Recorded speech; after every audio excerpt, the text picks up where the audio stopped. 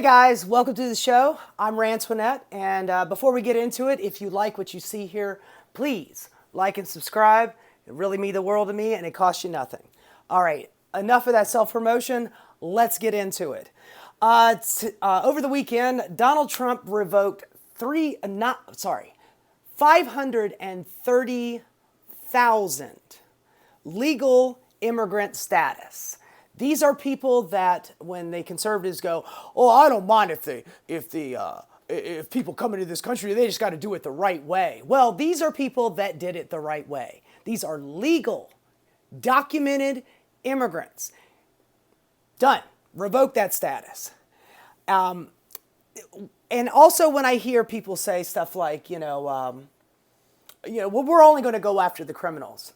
There aren't that many criminals in this country. Certainly not that many immigrant criminals.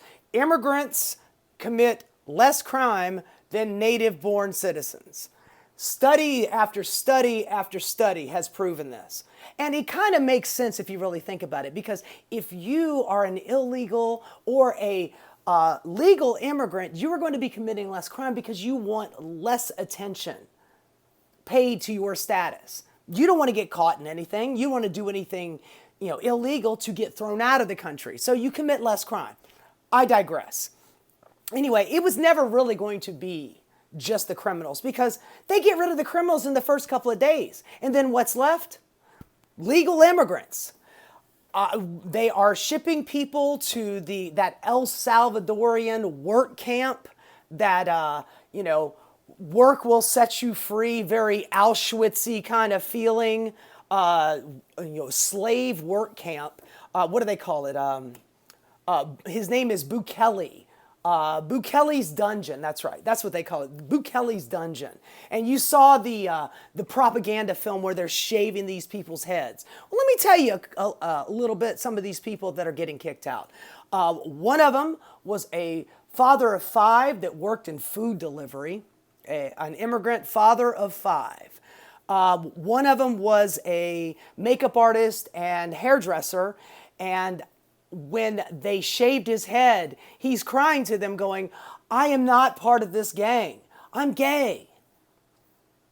Doesn't really seem to matter. They shaved his head. They put him in that propagandistic photo where there's like 100 people dressed in their white uniforms surrounded by armed, black-clad military gear fascists. This is wonderful. This is wonderful stuff that we're doing here. One of them was a 50-year-old Filipino woman who has been in the country she's over 50. She's been in the country for 50 years. Green card holder. So a legal immigrant. She gets kicked out of the country. One of them was a professional soccer player. So the other day I saw an interview with Tom Homan. That's the ogre-looking motherfucker that can barely speak a word of English. I'm just going to make a rule right here. If you cannot pronounce the name of a country, you shouldn't be deporting people back to that country. Guy can't even say fucking Venezuela. It's Venezuela, Venezuela. Anyway, this mumble growl, ogre-looking motherfucker looks like lives next door to fucking Shrek. This guy, they asked him, they were like, "Well, do you have any proof of this? Or what about due process when it comes to kicking these people out or sending them to this goddamn work camp?" His answer is, "Well, what about Laken Riley's due process?" And Laken Riley, as you know, was killed by an illegal immigrant. She's one of the few people that actually did get killed by an illegal immigrant. But so let's just extrapolate what he's saying here. She did not get due process by being murdered. So we need to be more like that murderer and just deny people due process. What kind of fucking logic is that? And then you've got on the other side, you got Pam Bondi. And by the way, let's just remember, Pam Bondi dismissed Donald Trump's Trump University $25 million lawsuit. She dismissed that after she got a nice fat check from Donald Trump. while she was attorney general or running for attorney general in Florida. And then she takes office and then she dismisses his case. Well, now we know why she is attorney general now, because she's a loyal foot soldier that will just do whatever she's told. Anyway, she was on an interview the other day. She says that we are in modern day warfare. Excuse me. Modern day warfare. This phraseology that they're using, this is just to give themselves some kind of credibility, because the last few times that the what is it, the 1798 Immigration Act that Donald Trump is trying to, the one that put all of those Japanese people in internment camps during World War II. We were actually at war then. Still very dark that we actually did that. Extremely dark. But we are not at war right now, but they are using that kind of terminology to justify doing all of this fascist shit. And she says that we're in modern day warfare. She's also labeling Molotov cocktails as weapons of mass destruction. Dude, what the fuck are we talking about here? I mean, those January 6th psychopaths that stormed the Capitol, some of them had Molotov cocktails and bear spray and all kinds of shit. Let's just call bear spray a weapon of mass destruction. God damn, man, these water-toting, just sycophantic losers, these people. It's beyond frustrating to me. There have been reports about the amount of Trinidadian gang members that are in this country. There are a few hundred.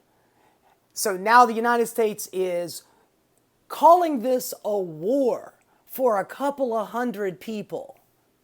What kind of fucking sense does that make? It doesn't make any sense. You don't have to answer that. I will answer that for you. It makes absolutely no sense. It is just a justification for their fascism. Anyway, I don't know if you've noticed or not, but this is First Amendment shit, man. This is freedom of speech and freedom over our own body and due process and the things that make America, America. And they are just shredding the Constitution on a daily basis. And this is just another fucking awful fucking thing that they're doing. And if it's not got your blood boiling, it should. All right, and moving on. The IRS has just put out a report saying that they are going to have a $500 billion shortfall this year in revenue taken from taxes. And I'll give you the short answer. Well, other than the fact that Donald Trump really wants to get his tax cuts through and his deregulation, because that's all Republicans ever want. It doesn't matter about the culture war bullshit that they're always on about. It's got nothing to do with that. It's just tax cuts. It's just deregulation. But with Donald Trump in office and being the psychopath that he is, there are a lot of wealthy people right now who are just going to go, well, I don't have to work quite as hard to hide all of my stuff. You have to understand this. When I speak to conservatives and or just people in general, they say they don't like the IRS because they come after me or, but they might audit me or something like that. Honey, the IRS can go after you easily because you don't have lawyers. You don't have accountants. You don't have offshore banks to hide your wealth. But you know who does? Billionaires, ridiculously wealthy people. And when they cut the IRS in half, that means that they're going to go back to doing what they were doing before, which is auditing you. They don't have the staff to audit a billionaire. They need more people to go after the wealthiest because they have the most access to lawyers and accountants and credible ways to hide their money. They hide their money offshore, and then when they get a favorable president like Donald Trump back in, then they repatriate those funds at a fraction of the cost, of the taxes that they would have owed. So, this is kind of, like a duh, when you have people in office who are basically saying it's okay for you to cheat on your taxes, they're going to cheat on their taxes.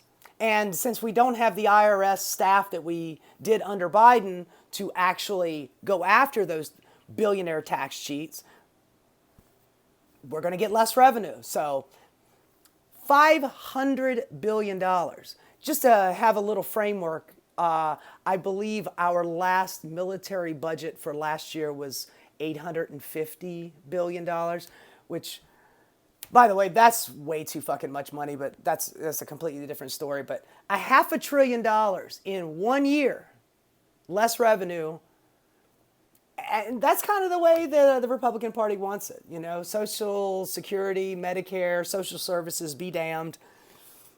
They want to kill all those services. And this is just another way that they're doing it. Next on the list, we've got GOP Senator John Curtis. I saw him over the weekend doing an interview where he said, he's saying the quiet part out loud now, they are going to cut Social Security. Now, it's no secret that they always wanted to cut Social Security, but, you know, a couple years ago when they were asked about it, oh, no, we don't want to cut Social Security. You know, we want to, you know, maybe we want to reform it a little bit. Just another way of them saying cut. It's just cuts. But I believe his quote was, if we don't touch it, Social Security, it's going to have to touch itself, which, by the way, ew. But there is one simple solution to all of this. Raise the cap. There's a $175,000 cap on Social Security. So if you are making, let's just say that you're doing pretty well and you're making $100,000 a year, you pay 6.2%. So you pay $6,200 for your Social Security tax. If you are making $10 million a year, you know how much you pay? $6,200. If you're making $100 billion a year, you're paying $6,200. You see, in this world, there is a finite amount of resources, and that also includes money. And when you have a handful of people hoarding that very important resource of money and wealth, that means less money is going to go into the Social Security system. If they got rid of that cap and people actually paid the 6.2% on whatever income they make, then we would be able to fund Social Security for your grandchildren's grandchildren. And there would never be a problem. But big money donors and very wealthy interests are doing everything they can to make sure that you don't think about that cap. So when you have Senator John Curtis going, you know, we're going to have to do something because Social Security is going to go bankrupt and and George H.W. Bush says, I went down to the Social Security office and all I found was a bunch of IOUs, and fuck you, man. Fuck you. He's saying everything but raise the cap. Simple solution. That's all you got to do. Raise the cap or just eliminate it. And I also heard another interview by another lovely, wealthy asshole. What's his name? Howard Lutnick, who is on Donald Trump's cabinet, and just another one of the billionaires. I think he has 11 or 13 billionaires in his cabinet. Well, Howard Lutnick gives an interview, and he says only fraudsters would ever yell about not getting their Social Security check. If your 80-year-old grandma doesn't get her Social Security check, what's she going to eat? How's she going to heat her house? How's she going to do that? You know, what about the medication that she needs? She needs that Social Security. So what does she do? Well, normally she would call down to the Social Security office, but they got rid of that phone thing. You can't have that phone verification anymore. Now you got to go down to the office. So now you got 80-year-old grandma going down to the office to, ask where her Social Security check is. Oh yeah, they closed half of the offices. So now she's got to go to an office that's like 50 miles away. 80-year-old grandma, what, getting behind the wheel? Or she got to get a ride from you? Now you got to give her a ride to Social Security office. She's going to have to sit there and wait twice as long because half of the Social Security offices are now closed and you can't make a fucking phone call. Meanwhile, his grandma, who's living in the chalet behind his house, she's like, oh, I didn't get my Social Security check. I think my billionaire son will probably take care of me. Talk about being completely out of fucking touch. Only fraudsters would complain about not getting their Social Security check. Are you fucking insane? I heard Elon Musk say the other day, I remember a couple of weeks ago that they were having this conversation about 150-year-old people getting Social Security checks. There are no 150-year-old people. I mean, you are a dumbass. You are just a fucking idiot. But now the new one is, oh, I'm seeing kids getting Social Security checks.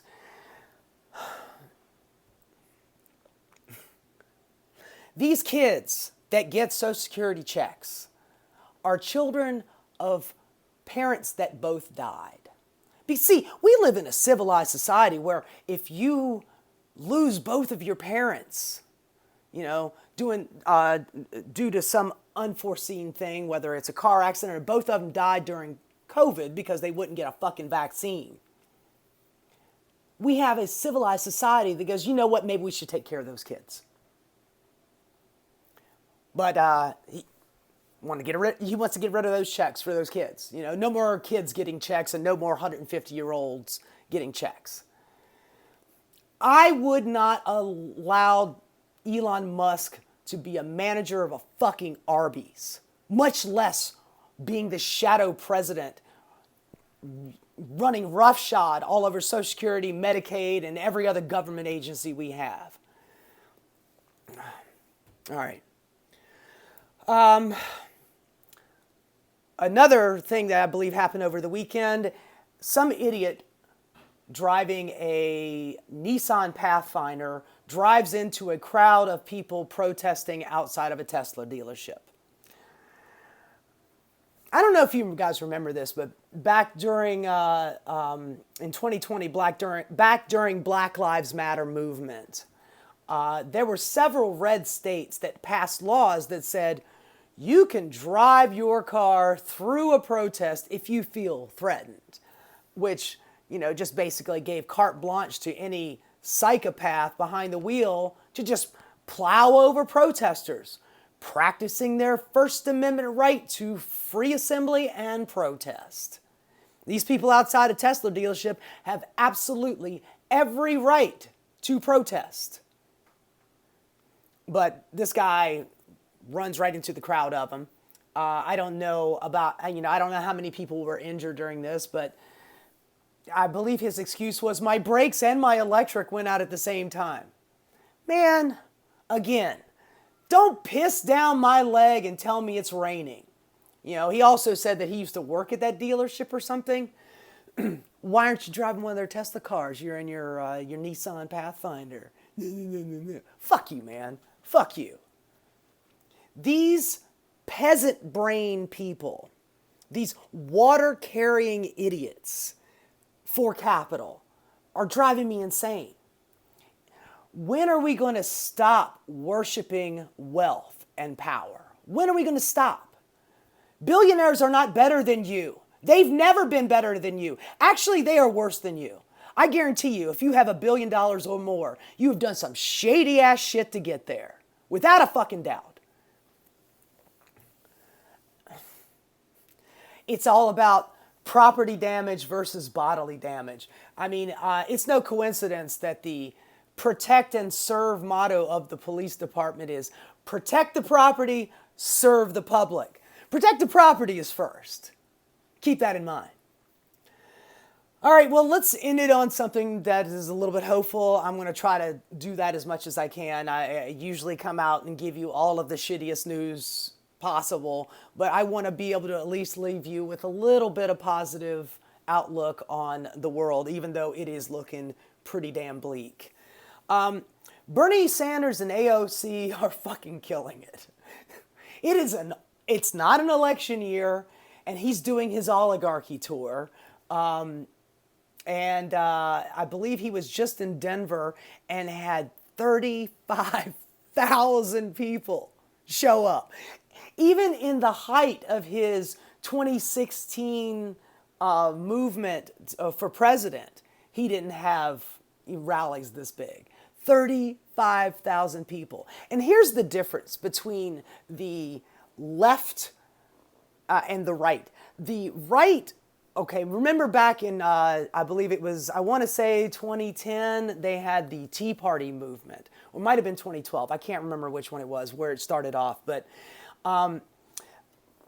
in 20, let's just say it's 2010, they had this big movement of pissed off conservatives that were going after leadership like Eric Cantor, who was, I think he was like the third ranking conservative in Congress. He gets his ass handed to him, along with a lot of other conservative representatives. The Tea Party came in and cleaned him out. And I believe they won like 30 seats in one election, these Tea Party Republicans. Well, now we are at a moment, a Tea Party Democratic moment. And here's the difference. The Republican Tea Party had backing. They had people like the Koch brothers. The Wilkes brothers are another, I think they're a natural gas magnate brother group. And then the Koch brothers, they were also in oil and gas as well. But these guys funded the Tea Party. There are no billionaires that are going to fund leftists. You know, I hear them all the time saying, well, George Soros this and George Soros that. George Soros might be a billionaire, but he is not funding a left-wing group. The reason why billionaires don't fund left-wing groups and why the, liberal-leaning media, I'm not talking about MSNBC and CNN, but actual leftists, they don't get billionaire backers because leftists want to tax billionaires. And billionaires are not down with paying more tax. That's why they always seem to slide right. Even Mark Cuban, honey, he's just a neoliberal, fucktard, man. He is not, some raging communist lefty. Mark Cuban is a conservative Democrat. And we ain't got time for conservative Democrats. And I'll tell you why. Because I am seeing this interesting little fight going on. I watched a segment on MSNBC where they had Michael Steele and Simone Sanders debating each other over the Bernie and AOC rallies. And Michael Steele, just so you know, used to be the head of the RNC. Dude is a Republican. And basically what Michael Steele wants is the Democratic Party to become the Republican Party. You know, the resistance liberals, he just wants them to become the Republican Party. The Republican Party that we have now, they're just off the fucking deep end. They're just fascist. So now people like Michael Steele want Democrats to become Republicans. And I guess the only thing that would be on the left would be progressives. And we are in this moment where people like Michael Steele are going, well, maybe they got some people to come out and see him. I mean, I heard that it wasn't 35,000. I heard it was like 20,000 or something. Fuck you, man. Fuck you. That's just cope. That's just cope. But when he talks and you hear the things he's saying, he's basically saying, can we just, not hate the gays and keep tax cuts and stuff? I just don't want to pay extra taxes. Is that okay? It's just a neoliberal mentality. That's all it is. It's just a neoliberal mentality. And neoliberal doesn't mean liberal. The first neoliberal, Ronald fucking Reagan. It's austerity. It's austerity politics is neoliberalism. And we're talking about a bunch of wealthy people, wealthy neoliberals that just don't want to pay taxes anymore. And those are the ones that are capitulating to Trump. The Chuck Schumers out there, the Hakeem Jeffries, the ones that are bending over backwards to not fight and not be a resistance to Donald Trump. In this fascistic, time that we're in, we need fighters. We don't need people that are going to turn tail and run. And that's what Michael Steele is. And Simone Sanders, who, by the way, I've really not been a great fan of, but she kind of called him out on his bullshit. It's like, dude, what are you talking about? There were thousands and thousands of people there. This is not even an election year. Bernie Sanders and AOC are fucking killing it. And they're not just calling out Donald Trump either. It's not just the anti-Trumpers. They're calling out their own goddamn party. And this is, let me tell you something. If you guys are thinking about running for office, I don't care if it's dog catcher, town council, what have you. If you're thinking about running for office, now is the time. This is the movement.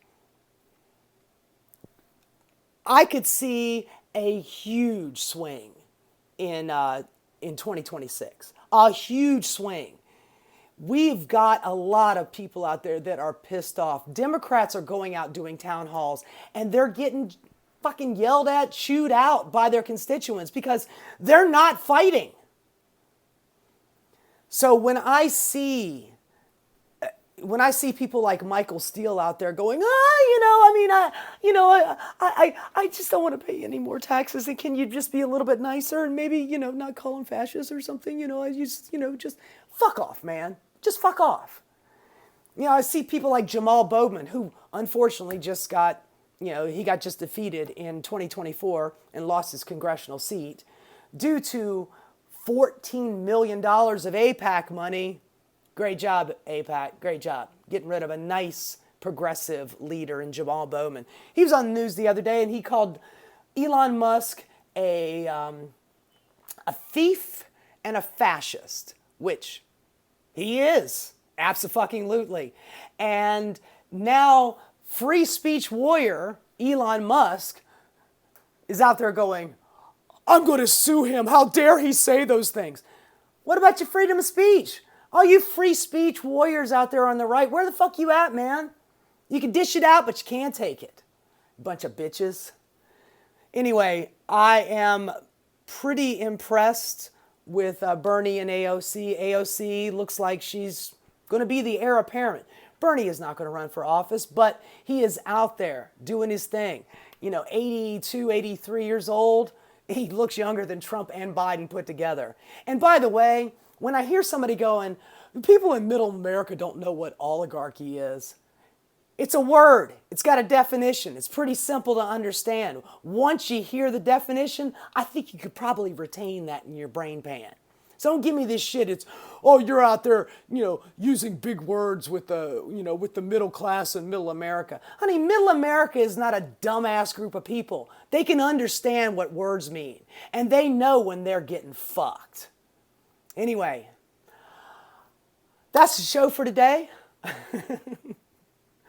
I love you guys. Thanks so much for watching. And I will catch you next time. Have a good one.